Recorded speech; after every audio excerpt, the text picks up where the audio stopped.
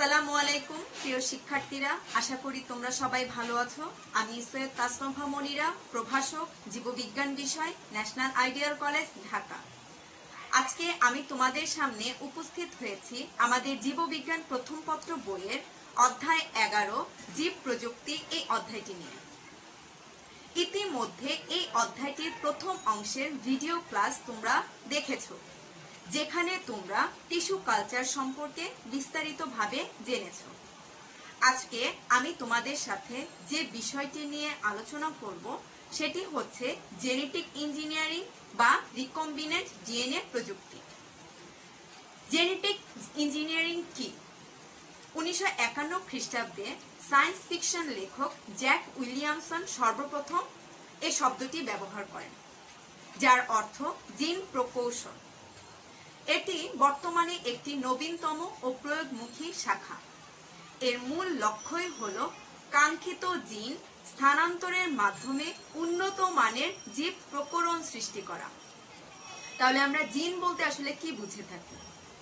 জিন হচ্ছে ক্রোমোজোমস্থ ডিএনএ অণুর খণ্ডাংশ, যা জীবের বৈশিষ্ট্য প্রকাশের জন্য দায়ী। জীবের একটি বৈশিষ্ট্য প্রকাশে এক বা একাধিক জিন দায়ী। যেমন একটা উদ্ভিদের দিকে যদি তাকাই, তাহলে আমরা দেখি উদ্ভিদটি লম্বা বা খাটো, ফলের আকার বড় বা ছোট হতে পারে। এই যে বৈশিষ্ট্য সমূহের প্রকাশ ঘটেছে, সবই আসলে জিনের কারণে। তাহলে আমরা একটা কাঙ্ক্ষিত জিন বলতে কি বুঝি? ধরি উদ্ভিদটির ফলের আকার বড়। এই বৈশিষ্ট্য প্রকাশক জিনটিকে ব্যবহার করে জেনেটিক ইঞ্জিনিয়ারিং এর মাধ্যমে অন্য জীবে স্থানান্তরের ফলে নতুন জীব প্রকরণ সৃষ্টি করা হবে। তাহলে এই যে উদ্ভিদটির ফলের আকার বড়, বৈশিষ্ট্য প্রকাশক জিনটি হবে কাঙ্ক্ষিত জিন। তাহলে আমরা জেনেটিক ইঞ্জিনিয়ারিং এর সংজ্ঞাটা এভাবে বলতে পারি: যে কৌশল অবলম্বন করে কোনো জীবকোষ হতে সুনির্দিষ্ট জিন নিয়ে অন্য জীবকোষে প্রতিস্থাপন করা ও কর্মক্ষম করা, বা নতুন বৈশিষ্ট্য সৃষ্টির জন্য কোনো জীবের ডিএনএতে পরিবর্তন ঘটানোই হলো জেনেটিক ইঞ্জিনিয়ারিং। এর মাধ্যমে ডিএনএ অণুর খণ্ডাংশ নিয়ে ব্যাকটেরিয়া থেকে মানুষের, উদ্ভিদ থেকে প্রাণীতে, প্রাণী থেকে উদ্ভিদে স্থানান্তর করা সম্ভব হয়েছে। এর ফলে যে জীবসমূহ তৈরি হয় তাদেরকে বলা হয় জিএমও বা জেনেটিক্যালি মডিফাইড অর্গানিজম। এখন আমরা জানব রিকম্বিনেন্ট ডিএনএ কি। কোনো জীবকোষ থেকে কাঙ্ক্ষিত ডিএনএ অণুকে রেস্ট্রিকশন এনজাইমের সাহায্যে কেটে নিয়ে অন্য জীবকোষের ডিএনএতে সংযুক্ত করার ফলে যে মিশ্রিত বা সংকর ডিএনএ তৈরি হয় তাকেই বলা হয় রিকম্বিনেন্ট ডিএনএ। এখন আমরা জানব রিকম্বিনেন্ট ডিএনএ প্রযুক্তি কি। যে পদ্ধতিতে জেনেটিক ইঞ্জিনিয়ারিং এর কার্যাদি সম্পন্ন হয় তাকেই বলা হয় রিকম্বিনেন্ট ডিএনএ প্রযুক্তি। অনেক সময় জেনেটিক ইঞ্জিনিয়ারিং ও রিকম্বিনেন্ট ডিএনএ প্রযুক্তি সমার্থক শব্দ হিসেবে ব্যবহৃত হয়। এখন আমরা শিখব রিকম্বিনেন্ট ডিএনএ প্রযুক্তির ধাপসমূহ। এই ধাপসমূহ জানার পূর্বে কয়েকটা বিষয় সম্পর্কে আমাদের একটু ধারণা রাখতে হবে। বাহক, প্লাজমিড, রেস্ট্রিকশন এনজাইম, কোষক। বাহক বলতে আমরা স্বাভাবিকভাবে বুঝে থাকি কোনো কিছু বহন করা। জেনেটিক ইঞ্জিনিয়ারিং এ বাহক ব্যবহার করা হয়।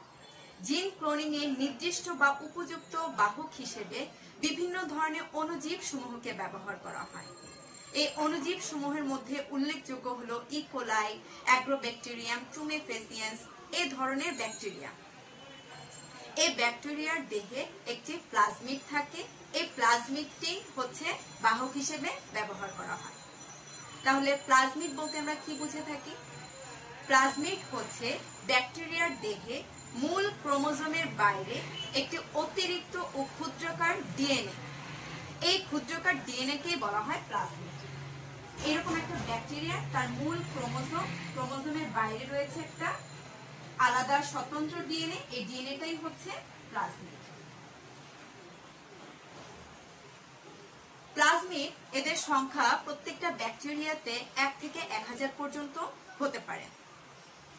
প্লাজমিডের আসলে বিশেষ কিছু বৈশিষ্ট্য রয়েছে, যেমন এই প্লাজমিডের ডিএনএটা হচ্ছে স্বতন্ত্র এবং দ্বিসূত্রক, এদের মধ্যে জিনের সংখ্যার পরিমাণ কম এবং রেস্ট্রিকশন এনজাইম দ্বারা সহজেই এদেরকে কাটা যায়, কনজুগেশনের মাধ্যমে সহজেই অন্য ব্যাকটেরিয়ার দেহে স্থানান্তরিত করা যায়।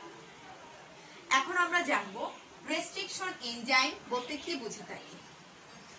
যে এনজাইম প্রয়োগ করে কোনো কাঙ্ক্ষিত ডিএনএ অণুর সুনির্দিষ্ট সাজান পদ্ধতির অংশকে কেটে ফেলা যায় তাকে বলা হয়ে থাকে রেস্ট্রিকশন এনজাইম। তোমরা ভাবছো রেস্ট্রিকশন এনজাইম কোথায় পাওয়া যায়? আসলে এটি আমাদের প্রকৃতিতেই বিভিন্ন ব্যাকটেরিয়ার দেহে উৎপন্ন হয়। প্রতিটা ব্যাকটেরিয়ার দেহে কমপক্ষে একটি রেস্ট্রিকশন এনজাইম উৎপন্ন হয়। এর মূল কাজই হলো ব্যাকটেরিয়াকে আক্রমণকারী ভাইরাল ডিএনএ কে কেটে ফেলা। রেস্ট্রিকশন এনজাইম কাঙ্ক্ষিত ডিএনএ অণুর সুনির্দিষ্ট সাজান পদ্ধতির অংশকে কেটে দেয়। একইভাবে ওই একই রেস্ট্রিকশন এনজাইম দ্বারা প্লাজমিডের ওই একই বেস সিকোয়েন্স বিশিষ্ট অংশকে কেটে ফেলা যায়। এজন্য এই রেস্ট্রিকশন এনজাইমকে বলা হয়ে থাকে আণবিক কাঁচি বা বায়োলজিক্যাল নাইফ।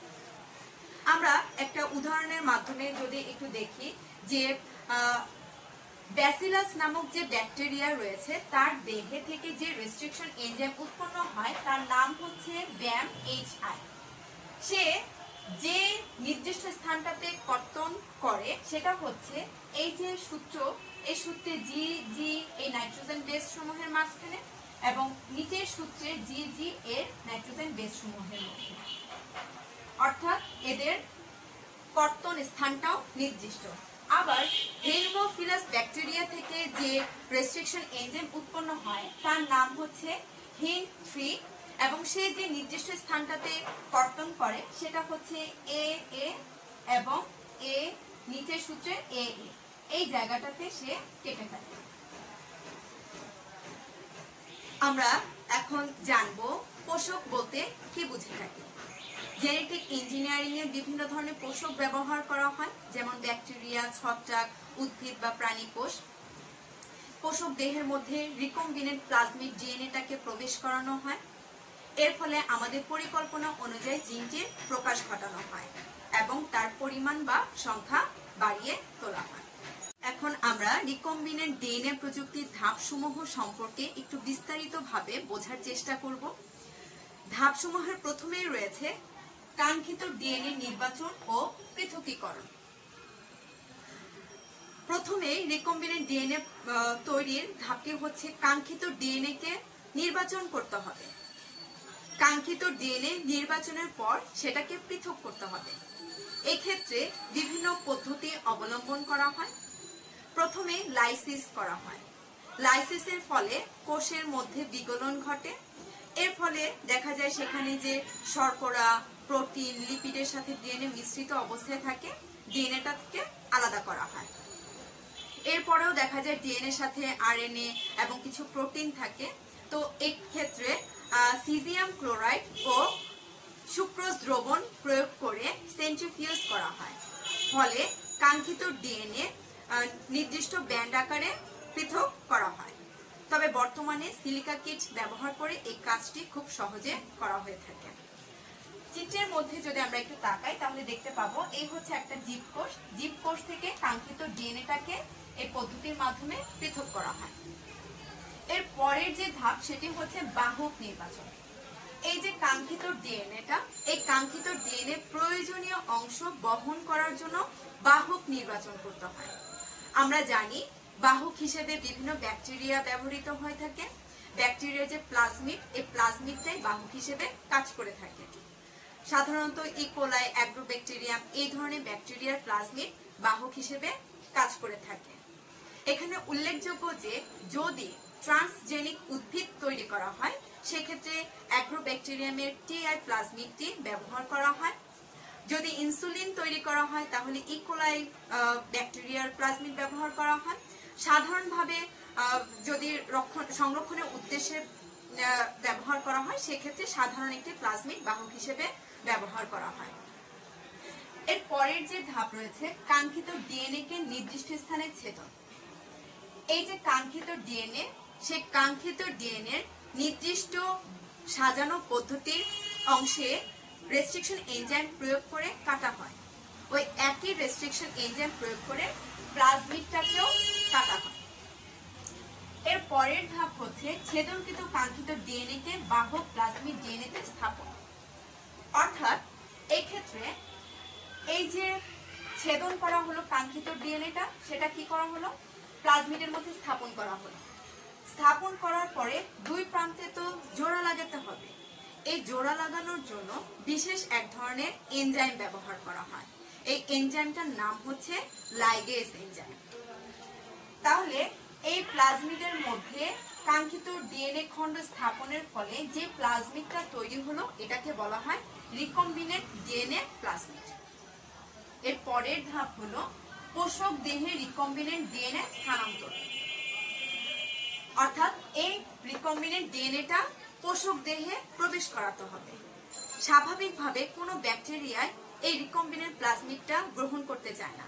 এটা কোনো জীবের ক্ষেত্রে সাধারণত বাইরের কোনো জিনিস প্রবেশ করাতে চায় না, তো জোর করে প্রবেশ করাতে হয়। এক্ষেত্রে যেটা করতে হয়, ক্যালসিয়াম সমৃদ্ধ হিট শক প্রদান করা হয়। এই হিট শক প্রদানের ফলে পোষক দেহের চারপাশে দেখা যায় ছিদ্রের তৈরি হয় এবং ছিদ্রের মাধ্যমে তখন এই রিকম্বিনেন্ট ডিএনএ প্লাজমিডটা ভেতরে প্রবেশ করে। এর ফলে যে ব্যাকটেরিয়ামটা তৈরি হলো এটাকে বলা হয় ট্রান্সফর্মড ব্যাকটেরিয়া। তবে বর্তমানে ইলেকট্রোপোরেশন পদ্ধতিতে এই কাজটি করা হয়ে থাকে। ইলেকট্রোপোরেশন এমন একটা পদ্ধতি যেখানে একই মাধ্যমে রিকম্বিনেন্ট ডিএনএ প্লাজমিড ও পোষক দেহ রাখা হয়। এরপরে বৈদ্যুতিক শক প্রয়োগ করে কোষের ভেদ্যতা বাড়ানো হয়, ফলে পোষক দেহটি খুব সহজে রিকম্বিনেন্ট ডিএনএ প্লাজমিডটি গ্রহণ করে। এর পরের যে ধাপ রয়েছে সেটা হচ্ছে রিকম্বিনেন্ট ডিএনএ সংখ্যা বৃদ্ধি ও মূল্যায়ন। এই পোষক দেহটিকে এখন সংখ্যা বৃদ্ধি করা হবে, অর্থাৎ পোষক ব্যাকটেরিয়ার সংখ্যা বৃদ্ধির পাশাপাশি দেখা যাবে কাঙ্ক্ষিত জিনবাহী প্লাজমিডটাও সংখ্যা বৃদ্ধি পাবে। এর জন্য একটি কালচার মিডিয়ামে এই পোষক দেহটিকে রাখা হয়। আমরা জানি যে কালচার মিডিয়ামে বিভিন্ন পুষ্টি উপাদান থাকে এবং এই পুষ্টি উপাদানের মধ্যে খুব সহজে ব্যাকটেরিয়ামগুলো সংখ্যা বৃদ্ধি করতে পারে। এরপর আছে মূল্যায়ন। মূল্যায়ন হচ্ছে এই যে সংখ্যা বৃদ্ধির ফলে যে ব্যাকটেরিয়ার ক্লোনগুলো তৈরি হলো, এই ব্যাকটেরিয়াগুলো রিকম্বিনেন্ট প্লাজমিড বহন করছে কিনা এটা পরীক্ষা করা। এই জন্য কালচার মিডিয়ামে একটি নির্দিষ্ট অ্যান্টিবায়োটিক প্রদান করা হয়। যে সমস্ত ব্যাকটেরিয়াগুলো রিকম্বিনেন্ট প্লাজমিডটাকে গ্রহণ করে তারা বেঁচে থাকে। তাহলে বেঁচে থাকার ফলে দেখা যাবে কি কাঙ্ক্ষিত জিন বহনকারী ব্যাকটেরিয়া ক্লোন তৈরি হবে। তো এইভাবে সাধারণত রিকম্বিনেন্ট ডিএনএ প্রস্তুত করা হয়ে থাকে। এখন আমরা যদি কিনা একটি ট্রান্সজেনিক উদ্ভিদ তৈরি করতে যাই তাহলে এরপর আমাদের কি করতে হবে? এরপরে দেখা যাবে রিকম্বিনেন্ট ডিএনএ কে অ্যাগ্রোব্যাকটেরিয়ামে স্থানান্তর।